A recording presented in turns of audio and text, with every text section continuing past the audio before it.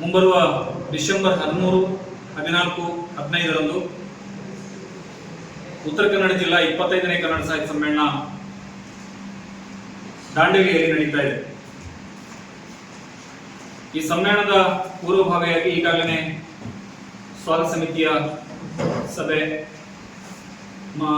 ಮನೆ ಶಾಸಕರಾದ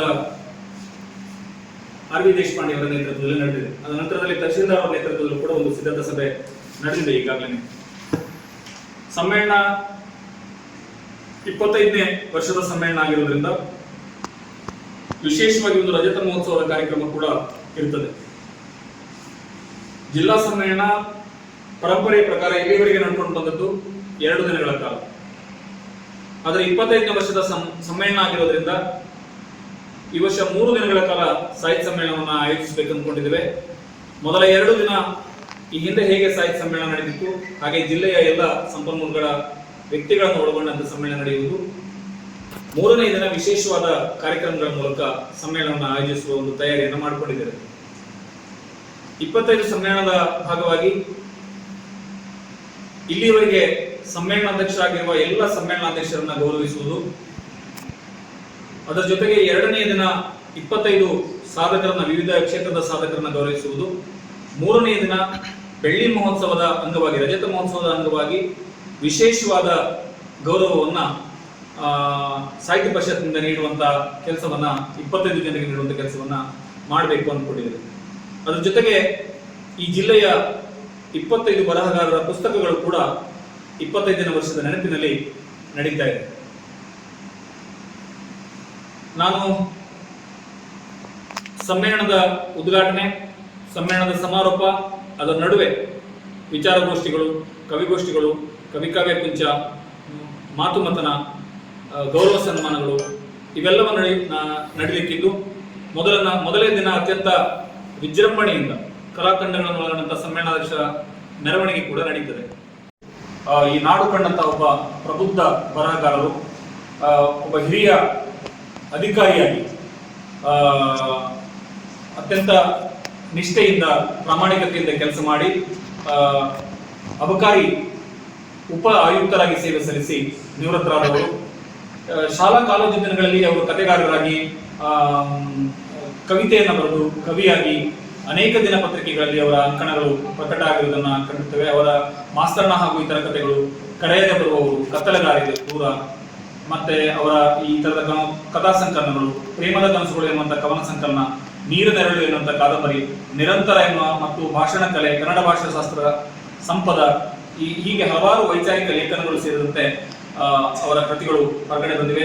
ನಿವೃತ್ತಿಯ ನಂತರ ಅವರು ಕುಮಟಾದಲ್ಲಿ ವಾಸವಾಗಿದ್ದು ವಕೀಲ ವೃತ್ತಿಯನ್ನು ಮಾಡುವ ಜೊತೆಗೆ ಅದರ ನಂತರದಲ್ಲಿ ಕನ್ನಡ ಸಾಹಿತ್ಯ ಪರಿಷತ್ತನ್ನು 3 ಅವಧಿಗಳ ಕಾಲ ಅತ್ಯಂತ ಯಶಸ್ವಿಯಾಗಿ ಮುನ್ನಡೆಸಿದ ಕೀರ್ತಿ. ಸುಮಾರು 37 ತಾಲೂಕು ಸಮ್ಮೇಳನ, 9 ಜಿಲ್ಲಾ ಸಮ್ಮೇಳನವನ್ನು ಮಾಡಿದಂತಹ ಯಶಸ್ವಿ ಸಮ್ಮೇಳನ ಮಾಡಿದಂತಹ ಕೆಲಸ ಅವರಿದೆ. ದೂರದರ್ಶನ ಕಾರ್ಯಕ್ರಮಗಳಲ್ಲಿ ಕೂಡ ಇವರ ಕಥೆಗಳು ಧಾರಾವಾಹಿಯಾಗಿ ಬಿತ್ತರಗೊಂಡಿದೆ. ಸಾಹಿತ್ಯ ರಚನಾಕಾರರಾಗಿ ದೂರದರ್ಶನ ಕಾರ್ಯಕ್ರಮದಲ್ಲಿ ಸಾಹಿತ್ಯ ರಚನಾಕಾರರಾಗಿ, ನಟರಾಗಿ, ನಿರ್ದೇಶಕರಾಗಿ, ನಿರ್ಮಾಪಕರಾಗಿ ಇವರು ಕಾರ್ಯನಿರ್ವಹಿಸಿದ್ದಾರೆ. ಇವರ ಸುರಂಗ ಚಕ್ರ ಎನ್ನುವಂತಹ ಕಥೆ ಚಲನಚಿತ್ರ ಆಗಿದೆ. ದುಬೈ ಕನ್ನಡ ಸಂಘ ಆಯೋಜಿಸಿದ ಕನ್ನಡ ದಿನಾಚರಣೆಯಲ್ಲಿ ಕವಿಗೋಷ್ಠಿಯ ಅಧ್ಯಕ್ಷತೆಯನ್ನು ವಹಿಸಿದಂತಹ ಹಿರಿಮೆ ಇವರದು. ಸ್ಯಾನ್ ಫ್ರಾನ್ಸಿಸ್ಕೋದಲ್ಲಿ 2014ರಲ್ಲಿ ನಡೆದ ಹಕ್ಕ ಸಾಹಿತ್ಯ ಸಮ್ಮೇಳನದಲ್ಲಿ ವಿಶೇಷ ಆಹ್ವಾನಿತರಾಗಿ ಭಾಗವಹಿಸಿದಂತಹ ಗೌರವ ಇವರಿಗಿದೆ. Dubai, Singapore, Thailand, Kenya, Maldive, Mauritius ನಂತಹ ದೇಶಗಳಿಗೆ ಅಲ್ಲಿಯ ಕನ್ನಡ ಬಳಗಗಳ ಕರೆಯ ಮೇರೆಗೆ ಸಾಹಿತ್ಯ ಸಮ್ಮೇಳನಗಳಲ್ಲಿ ಭಾಗವಹಿಸಿದ ಹಿರಿಮೆ ಇವ್ರದು. ಒಬ್ಬ ಉತ್ತಮ ಭಾಷಣಕಾರರಾಗಿ, ಆಡಳಿತದಲ್ಲಿ ಕನ್ನಡ ಬಳಕೆಯ ಜಿಲ್ಲಾ ಸಂಪನ್ಮೂಲ ವ್ಯಕ್ತಿಯಾಗಿ, ಹಂಪಿ ವಿಶ್ವವಿದ್ಯಾಲಯದ ATI ಮತ್ತು ಕನ್ನಡ ಸಂಸ್ಕೃತಿ ಇಲಾಖೆಯಿಂದ ತರಬೇತಿ ಹೊಂದಿದವರಾಗಿ ಕೆಲಸವನ್ನ ಮಾಡಿದಂಥವರು. ಕನ್ನಡ ಚಲನಚಿತ್ರ ಅಕಾಡೆಮಿಯ ಬೆಳ್ಳಿ ಸಾಕ್ಷಿ ಜಿಲ್ಲಾ ಸಂಚಾಲಕರಾಗಿಯೂ ಕೂಡ ಕೆಲಸ ಮಾಡಿದವರು. ಹಲವಾರು ಗೌರವಗಳು, ಪ್ರಶಸ್ತಿ ಗೌರವಗಳು ಇವರಿಗೆ ಬಂದಿದೆ. ಪ್ರತಿಭಾ ಸಂಪನ್ನ ಎನ್ನುವಂತ ಒಂದು ಅಭಿನಂದನಾ ಗ್ರಂಥ ಕೂಡ ಇವರ ಕುರಿತಾಗಿ ಹೊರಬಂದಿದೆ. ಇಂಥ ಒಬ್ಬ ಮೇರು ವ್ಯಕ್ತಿತ್ವದ ಹಿರಿಯ ಸಾಹಿತ್ಯನ ನಾವು ಇವತ್ತು ಸಮ್ಮೇಳನಾಧ್ಯಕ್ಷರನ್ನಾಗಿ ಈ ಸಭೆ ಅತ್ಯಂತ ಗೌರವದಿಂದ ಮತ್ತು ಪ್ರೀತಿಯಿಂದ, ಹೆಮ್ಮೆಯಿಂದ ಅವರನ್ನ ಆಯ್ಕೆ ಮಾಡಿದ್ದೇವೆ, ಕರೆದಿದ್ವಿ ದಾಂಡೇಲಿಯಲ್ಲಿ. ಈ ಜಿಲ್ಲೆಯ ಎಲ್ಲ ತಾಲೂಕುಗಳ ಅಧ್ಯಕ್ಷರುಗಳು, ಜಿಲ್ಲಾ ಸಮಿತಿ ಸದಸ್ಯರುಗಳು ಕೂಡ ಇಲ್ಲಿ ಭಾಗವಹಿಸಿದ್ರು. ಪ್ರತಿ ವರ್ಷ ಸಮ್ಮೇಳನಾಧ್ಯಕ್ಷ ಆಯ್ಕೆ ಮಾಡುವಾಗ ನಾವು ಮುಕ್ತವಾಗಿ ವಿಚಾರ ಮಂಡನೆಯನ್ನ ಮಾಡ್ತೇವೆ. ಹಾಗೆ ಈ ವರ್ಷ ಕೂಡ ಮುಕ್ತವಾದ ವಿಚಾರ ಮಂಡನೆಯನ್ನ ಮಾಡಿದ್ವಿ. ವಿಶೇಷ ಅಂದ್ರೆ ನಾವು ಉಳಿಗೆಯಲ್ಲಿ ಸಮ್ಮೇಳನ ಮಾಡಿದಾಗ ಹಿರಿಯ ಸಾಹಿತಿ ಶಾಂತರಾಮ್ ನಾಯ್ಕರನ್ನ ಸಮ್ಮೇಳನಾಧ್ಯಕ್ಷರನ್ನಾಗಿ ಮಾಡಿದ್ವಿ. ಹೊನ್ನಾವರದಲ್ಲಿ ಸಮ್ಮೇಳನ ಮಾಡಿದಾಗ ಹಿರಿಯ ಸಾಹಿತಿ ಡಾಕ್ಟರ್ ಶ್ರೀಪಾದ್ ಶೆಟ್ಟಿ ಅವರನ್ನ, ಕಳೆದ ವರ್ಷ ಸಿರ್ಸಿಯಲ್ಲಿ ಮಾಡಿದಾಗ ಹಿರಿಯ ಸಾಹಿತಿ ಆರ್ ಡಿ ಆಲ್ಮನಿಯವರನ್ನ ಸಮ್ಮೇಳನಾಧ್ಯಕ್ಷರನ್ನಾಗಿ ಮಾಡಿದ್ವಿ. ಈ ಬಾರಿ ಕಾರ್ಯಕಾರಿ ಸಮಿತಿಯಲ್ಲಿ ಅದು ಚರ್ಚೆಗೆ ಬಂದ ಸಂದರ್ಭದಲ್ಲಿ ಈ ನಾಡಿನ ಹಿರಿಯ ಸಾಹಿತಿ, ಕನ್ನಡ ಸಾಹಿತ್ಯ ಪರಿಷತ್ತನ್ನ 3 ಅವಧಿಗಳ ಕಾಲ ಮುನ್ನಡೆಸಿ ಹೆಸರು ಮಾಡಿದಂತಹ ಕುಮಟಾದ ರೋಹಿದಾಸ್ ನಾಯ್ಕರ ಹೆಸರು ಅವಿರೋಧವಾಗಿ ಸರ್ವಾನುಮತದಿಂದ ಆಯ್ಕೆಯಾಗಿದೆ. ಇನ್ನೊಂದು ಹೆಸರು ಬಂದಿಲ್ಲ, ಒಬ್ಬರದ ಹೆಸರು ಸೂಚನೆಯಾಗಿ ಸರ್ವಾನುಮತದ ಸಭೆಯಲ್ಲಿ ರೋಹಿದಾಸ್ ನಾಯ್ಕರನ್ನ ಸಮ್ಮೇಳನಾಧ್ಯಕ್ಷರನ್ನಾಗಿ ಆಯ್ಕೆ ಮಾಡಲಾಗಿದೆ. ಇಡೀ ಜಿಲ್ಲಾ ಕಾರ್ಯಕಾರಿ ಸಮಿತಿ ಅದಕ್ಕೆ ಸಮ್ಮತಿಯನ್ನ ಸೂಚಿಸಿದೆ. ಹಾಗಾಗಿ 25ನೇ ಕನ್ನಡ ಸಾಹಿತ್ಯ ಸಮ್ಮೇಳನದ ಸರ್ವಾಧ್ಯಕ್ಷರಾಗಿ ರೋಹಿದಾಸ್ ನಾಯ್ಕರು ಜವಾಬ್ದಾರಿಯನ್ನ, ಗೌರವವನ್ನು ನಿರ್ವಹಿಸ್ತಾರೆ ಅಂತ ಹೇಳಿ ಈ ಸಂದರ್ಭದಲ್ಲಿ ನಾನು ತಮಗೆ ಹೇಳಲಿಕ್ಕೆ ಬಯಸ್ತೇನೆ. ಅದರ ಜೊತೆಗೆ ಸಮ್ಮೇಳನದ ಉದ್ಘಾಟನೆಗೆ ನಾಡಿನ ಹಿರಿಯ ಸಾಹಿತಿಗಳು ಅವರು ಆಗಮಿಸ್ತಾರೆ. ಸಮ್ಮೇಳನದ ಕೊನೆಯ ದಿನ ವಿಶೇಷವಾದ ವಿಚಾರ ಸಂಕಿರಣ ಹೊಂದಿದ್ದು ಈ ನಮ್ಮ ನಾಡಿನ 3-4 ಅಕಾಡೆಮಿಗಳ ಅಧ್ಯಕ್ಷರುಗಳು ಜೊತೆಗೆ ಸೇರುವಂತಹ ಒಂದು ವ್ಯವಸ್ಥೆ ಇದೆ.